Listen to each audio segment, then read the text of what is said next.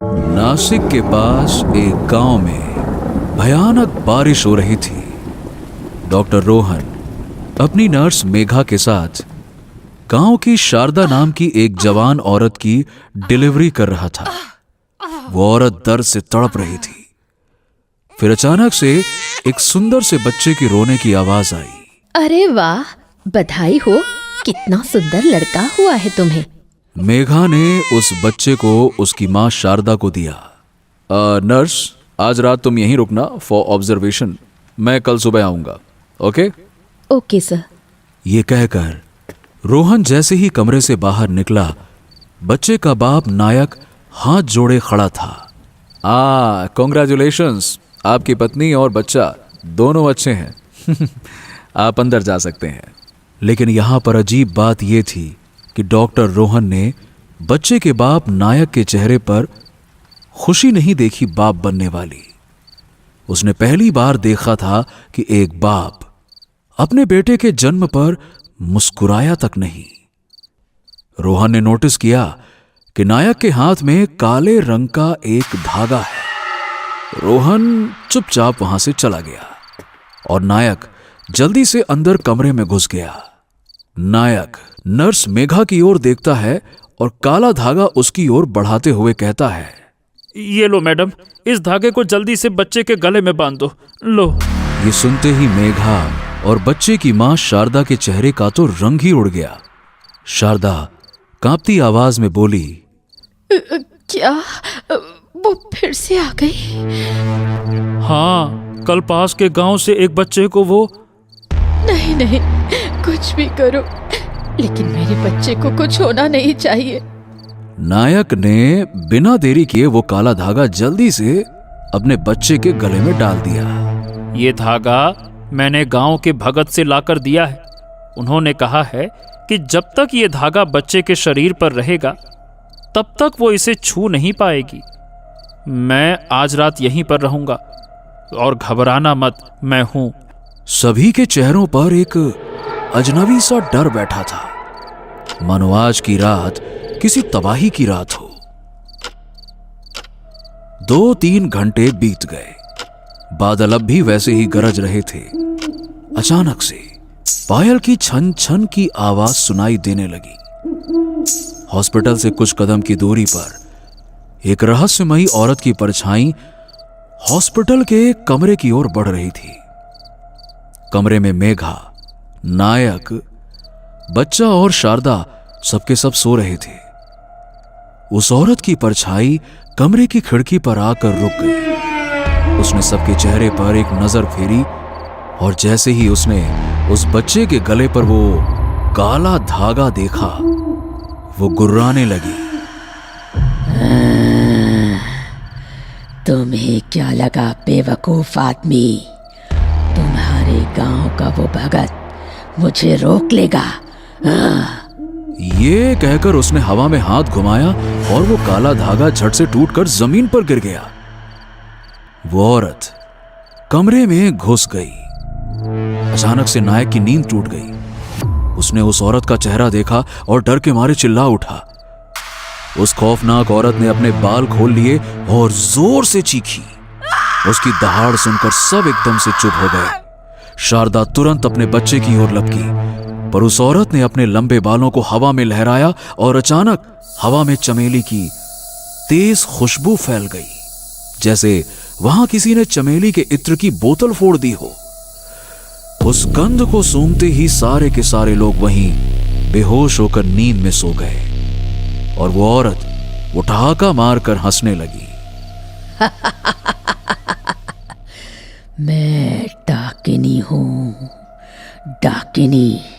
जब तक मैं 100 बच्चों के प्राण नहीं ले लूंगी तब तक मुझे मेरा बच्चा नहीं मिलेगा। मंजिल अभी बहुत दूर है।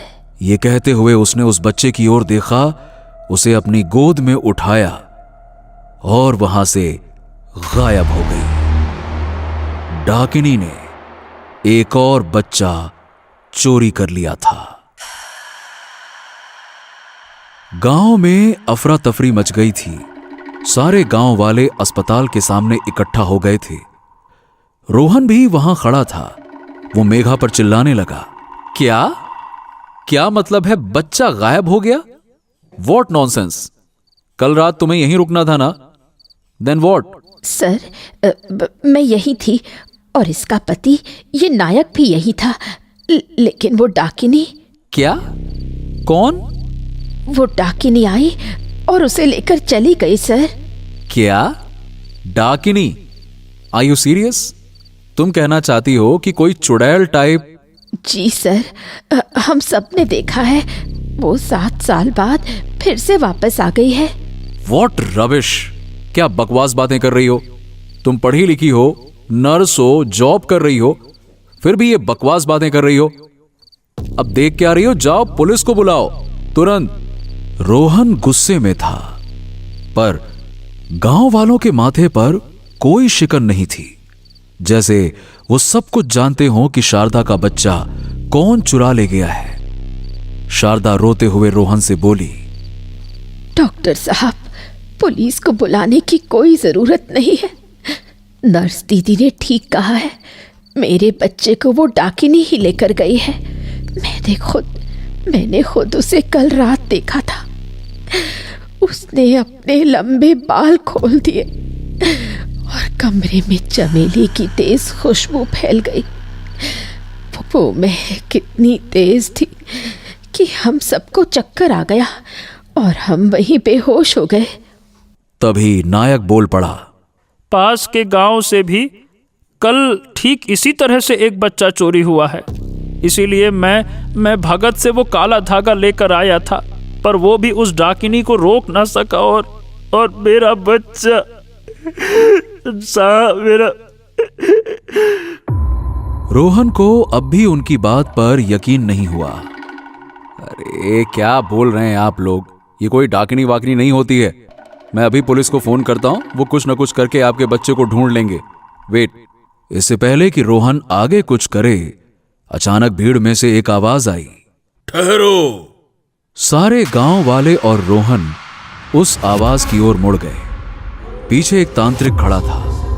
उसे देखते ही सारे गांव वाले उसे पहचान गए और एक साथ बोले, अरे बाबा शंभुनाथ! गांव वालों की आंखों में जैसे चमक आ गई। वो सब हाथ जोड़कर बाबा शंभुनाथ के सामने खड़े हो गए। शंभुनाथ रोहन के पास आया। देखिए, वो पुलिस कुछ नहीं ढूंढ पाएगी, क्योंकि वो बच्चा अब जीवित नहीं रहा। ये सुनते ही नायक और शारदा फूट फूट कर रोने लगे।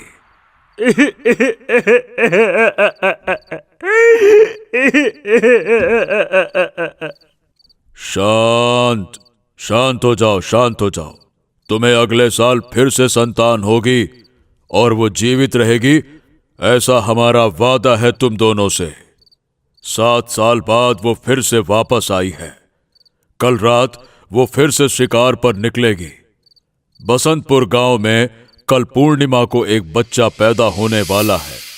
मुझे हर हाल में उसे बचाना होगा। ये सब सुनते ही रोहन ने तुरंत शंभुनाथ से सवाल किया, तो आपके हिसाब से वो औरत मतलब वो डाकिनी 7 साल बाद वापस आई है? क्यों? 7 साल पहले ऐसा क्या हुआ था? और वो नए जन्मे बच्चों को ही क्यों चुरा रही है? एक पल के लिए सन्नाटा छा गया। ये वो कहानी थी जिसे गांव वाले बोलना तो दूर, सुनने से भी कांपते थे। शंभुनाथ ने रोहन की ओर देखा और कहा, मैं जानता हूं कि तुम्हें इन सब बातों पर यकीन नहीं होगा। तुम शहर के पढ़े लिखे डॉक्टर हो, पर कल रात के बाद से तुम्हारे सारे विश्वास हमेशा के लिए बदल जाएंगे। पर उससे पहले मैं तुम्हारे सवाल का जवाब देता हूं। तुम जानना चाहते हो ना कि 7 साल पहले ऐसा क्या हुआ था? तो सुनो। आज से 7 साल पहले ऐसी ही एक रात आई थी।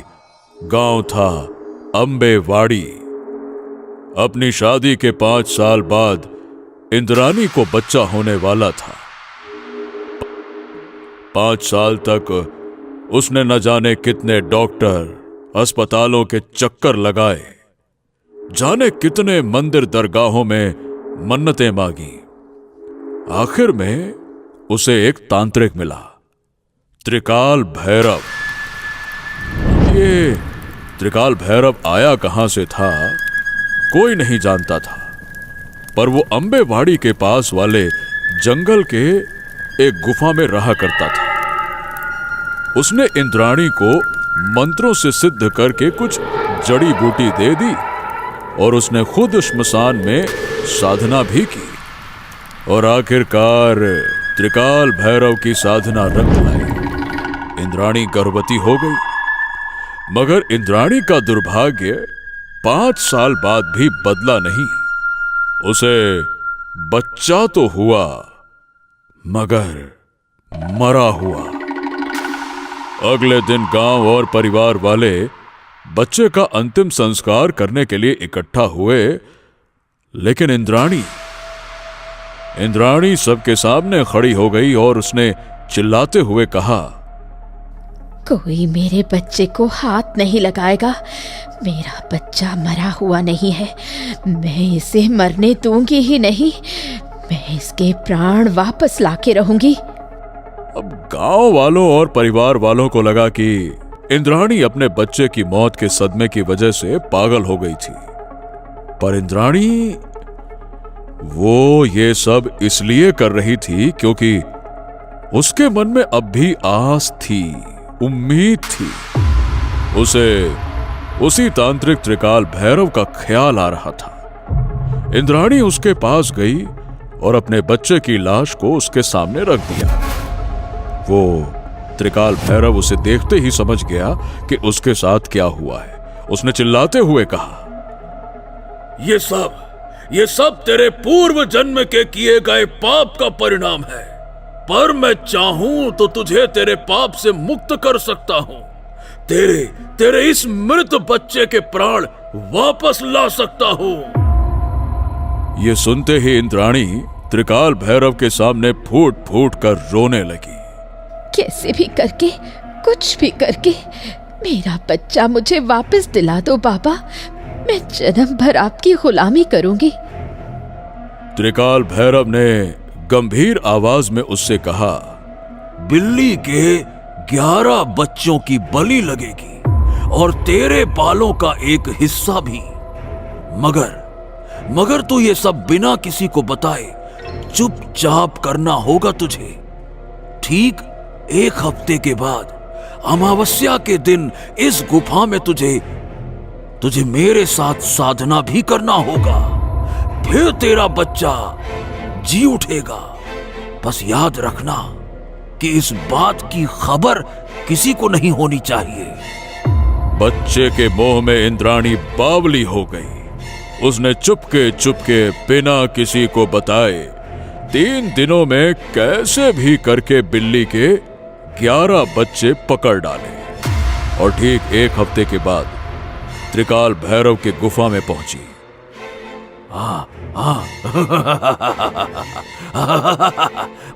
मुझे यकीन था कि तू अपने बच्चे के लिए ये जरूर करेगी। बहुत अच्छे, चल अब आजा, देर मत कर, आजा। त्रिकाल भैरव और इंद्राणी दोनों साधना में बैठ गए। त्रिकाल भैरव ने बिल्ली के सारे बच्चों का खून एक खोपड़ी में भर लिया और इंद्राणी के लंबे बालों का हिस्सा काट लिया। उस पर चमेली का तेल लगाकर मंत्र पढ़ने लगा। अचानक से चिता से बड़ी बड़ी लपटें उठने लगी।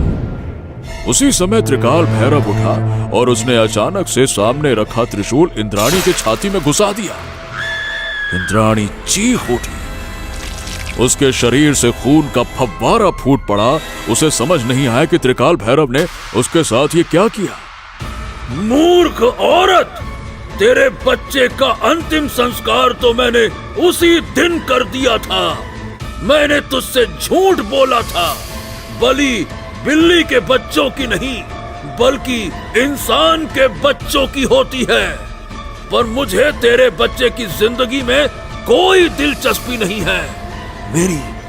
मेरी तो तुझ पर कई दिनों से नजर थी। तूने कहा था ना कि जिंदगी भर मेरी गुलामी करेगी।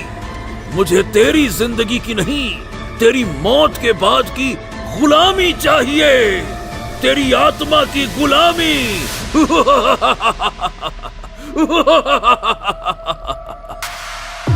अगले ही पल इंद्राणी ने दम तोड़ दिया। उसकी आत्मा अग्निकुंड से उठती लपटों के सामने खड़ी हो गई। मेरी साधना सफल हुई। अब से तू मेरी गुलाम है। बोल, हाँ, मैं आपकी गुलाम हूं, बोल। इंद्राणी की आत्मा ने कोई जवाब नहीं दिया। वो बस त्रिकाल को घूरती रही। उसे जोर का गुस्सा आया। ओ, अरे गूंगी है क्या? बोलती क्यों नहीं? त्रिकाल को लग रहा था कि उसकी साधना सफल हो गई थी और इंद्राणी की आत्मा उसके वश में हो चुकी है, पर विधि को कुछ और ही मंजूर था। इंद्राणी की आत्मा जोर जोर से हंसने लगी। वो गुर्राते हुए बोली, ये तूने ठीक नहीं किया त्रिकाल। मैंने तुझ पर विश्वास किया था। तुझे क्या लगा तू मुझे वश में कर लेगा? तू अपने ही जाल में फंस गया है त्रिकाल। अब मैं कोई साधारण आत्मा नहीं रही, मैं डाकिनी हूँ, डाकिनी। अब जो काम तू नहीं कर पाया वो मैं करूँगी। इंसान के बच्चों की बलि चाहिए ना, मैं लूंगी बलि, पर सबसे पहले मुझे तेरी बलि चाहिए। इंद्राणी ने अपने लंबे बाल हवा में लहराए। चारों ओर चमेली की महक फैल गई और अगले ही पल इंद्राणी के बालों ने त्रिकाल भैरव की गर्दन बांध ली और उसे अग्निकुंड में फेंक दिया। त्रिकाल भैरव वहीं जलकर भस्म हो गया। शंभुनाथ की कहानी सुनकर रोहन बहुत चक्का खड़ा था। शंभुनाथ ने रोहन से कहा, कल रात तुम सब आ जाना उस गांव में, ठीक है? कल रात के बाद उस डाकिनी का कहर खत्म हो जाएगा। ये कहते हुए शंभुनाथ वहां से चला गया। सबकी आंखों में कल के पूर्णिमा की रात का इंतजार साफ साफ झलक रहा था। पूर्णिमा की रात आ गई। चांद की रोशनी पूरे गांव पर पड़ रही थी।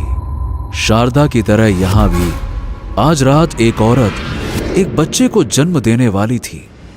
शारदा, रोहन, नायक और बाकी सारे लोग उस औरत के घर के बाहर खड़े थे। सबको इंद्राणी की आत्मा का इंतजार था। शंभुनाथ भी वहां जमीन पर अपना आसन लगाकर बैठा था। तभी अंदर से एक बच्चे के रोने की आवाज आई। सब समझ गए कि अब इंद्राणी की आत्मा यहां आने वाली है। और तभी दूर से पायल की आवाज आने लगी। सब सावधान हो गए। डर के मारे सबकी हालत खराब थी। इंद्राणी की आत्मा अचानक से तांत्रिक के सामने आकर खड़ी हो गई। तू तो मुझे रोकने आया है।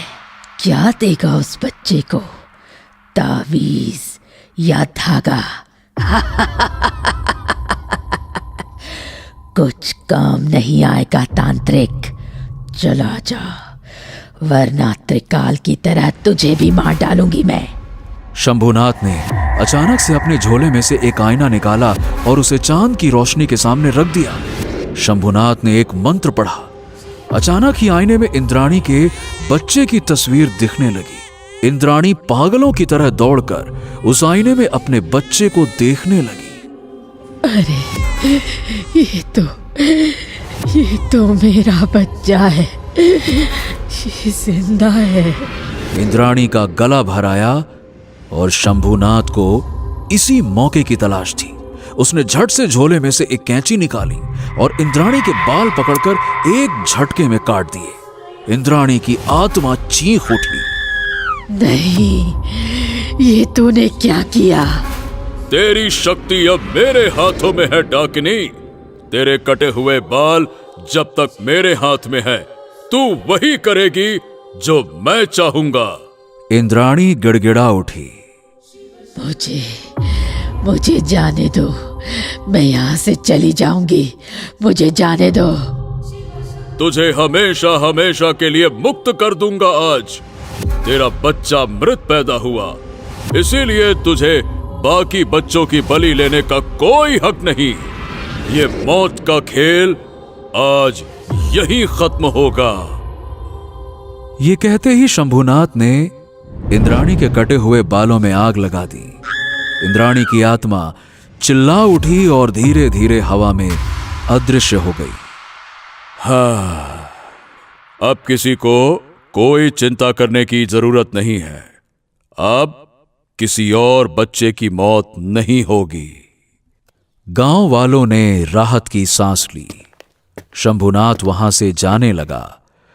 डॉक्टर रोहन शंभुनाथ को जाते हुए देखता रहा। डाकिनी की आत्मा मुक्त हो चुकी थी। आसमान में पूर्णिमा का चांद भी मानो राहत की सांस ले रहा था। दोस्तों, कैसी लगी आपको ये खौफनाक और रोमांचक कहानी? नीचे कमेंट करके जरूर बताइए। और अगर आपको ये कहानी पसंद आई तो लाइक, शेयर और भूतनाशक पार्टी को सब्सक्राइब करना ना भूलें। हर शुक्रवार हम लाएंगे एक नई हॉरर स्टोरी, तो तुरंत बेल आइकन को दबा दें ताकि ऐसी ही हैरत अंगेज कहानी आपसे कभी छूट ना जाए। क्योंकि डरोगे तभी तो आगे बढ़ोगे।